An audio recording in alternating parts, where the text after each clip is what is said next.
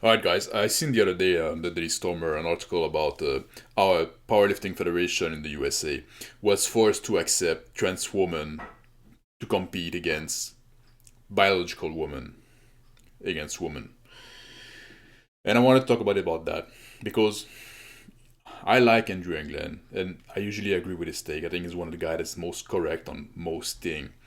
He does. I don't know if he does how jokingly he does it, but he usually does support trans people joining women's sport because you want to see women's sport being destroyed. And usually with England, when I disagree on a point with him, I reconsider my position because he's so often correct that I think it's worth reconsidering the point I have that I'm disagreeing with him. And this one I don't exactly agree with. I might see his point in a professional sport because women professional sport don't really have a place to exist, maybe except like a beach volleyball and some female tennis, I guess, for different reasons than the sports per se, which are not exactly excellent either. But for amateur sport, I think sports is good for the people. It's good to be active. It's good to to use your body, do something with your body. So I think women should have a place in sport. And when it comes to powerlifting, I'm a judge in powerlifting competition. I've been coaching people. I've helped a lot of women get into powerlifting and compete and even get records. So this is something that touch a bit close to home, and I find it very annoying that now like it's gonna be very hard for women to actually get records and get awards in powerlifting competition. I find it very sad. You know, strength sport, for a woman to bench two plates, 225 pounds, that's quite impressive. It's a good bench for a woman. It's a very good bench for a woman. And depending on the federation, your weight class, your age class, it can give you a world record. But any man can bench 225. And if you can't right now, just start going to the gym, work out a bit for a couple of months with proper technique and good instruction. You'll be there in a few months. 225 is nothing for a man, while for a woman it's pretty impressive. And maybe the difference are not as big on squat and deadlift, but they're still quite big. We still talk about hundreds of pounds of difference of in time. Like a woman that can deadlift 400 pounds is good. It's pretty impressive. That's again world record territory in many federation, depending on what weight class and age. But for a man, it's like you've been doing it for a few months again. It's just like it's nothing too impressive. So I think this decision and the judge forcing this federation, and the federation had already made a move to offer like a mixed category where anybody like they were trying to make it.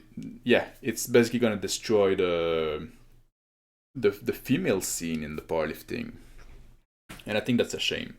And I think it's the people like the men or the trans woman, if you want to call them that, like forcing themselves into women's sports should be ashamed from themselves. And I want to talk about a bit about something more here. You know, we can live on the margin of society. We can live outside of the norm, what is considered a norm, like an abnormal life. And being a transvestite or transsexual is abnormal because the norm is what most people do, and most people are not transsexual or transvestite. So if you decide to do that, you're living an abnormal life. You're making life choice that put you outside of the norm, and you can do that. You're allowed to do that, but you have to understand that society might not cater to your every whim. Society has to cater to the people in the like 90% of people that kind of fall into the norm, in the center of things. When you start like and the same is true for us. People like into powerlifting and people that train a lot and stuff like that. We're doing something that is abnormal. Most people won't spend so much time in the gym getting all strong and jacked up and stuff like that. And it does come with consequence. Like just move let's move off the transsexual side of thing or transgender side of thing and talk about that. If you train a lot, you're gonna get big, you're gonna get strong. It's gonna make some aspect of your life more complicated. You forget about getting a suit off the rack. If you are buying clothing and stuff like that, even a shirt, dress shirt. If you buy a shirt that the sleeve holes are big enough for your arm and for your chest, then it's gonna be way too big. It's gonna look like a big tent on the around the waist. Because usually people that use those shirts are like big fat people. So, if you want to go to an amusement park, they won't be able to close the. If you get this big chest from benching a lot, they won't be able to close the safety for the ride over you. So you won't be able to do that. At some point, you train a lot, you're gonna get muscle is heavy, you're gonna get heavier, you're gonna pass this 250 pounds mark. Some things in life are not gonna be accessible to you anymore. It's gonna be complicated to go horseback riding because you made life choice that made those things unavailable to you. And it's something we need to accept. And in life, everything is about sacrifice. If you want something, like if you want to perform, if you want to get strong, if you want to get big, if you want to get jacked, you have to be willing to give something away from it. And we give away times, the times we work in the gym, but we're also giving away those other things that become more complicated for us or more accessible for us. And the same thing if you want to, if what you put important in your life is eating a lot, if you're like me and you want to eat like a pound of cheese a day, I try to cut, but anyway. Again, this is going to come with consequence. You're doing something that's abnormal and it's going to lead you to something not being, society is not going to be able to cater to you on some aspect.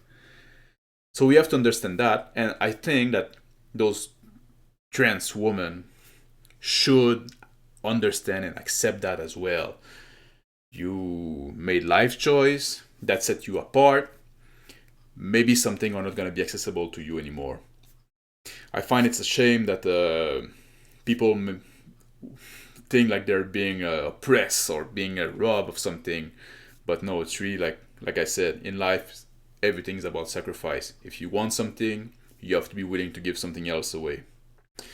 So that's what I want to talk about today. And I hope I'm never gonna see one of you motherfucker complain that, oh, I cannot find a shirt, I cannot get into a ride, or I cannot do this or that because I'm too big and too jacked.